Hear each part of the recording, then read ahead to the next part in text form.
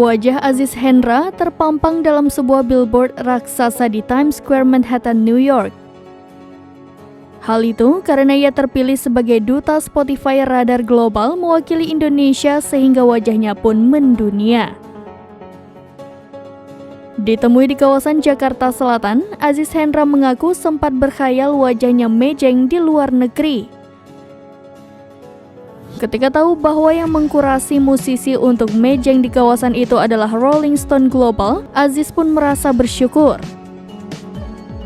Perasaannya pun campur aduk, mulai dari senang hingga terharu, sehingga tak bisa berkata banyak. Lagu yang dirilis pada November 2022 ini mengantarkannya menjadi salah satu penyanyi yang meraih Certified Gold di Indonesia dan Malaysia.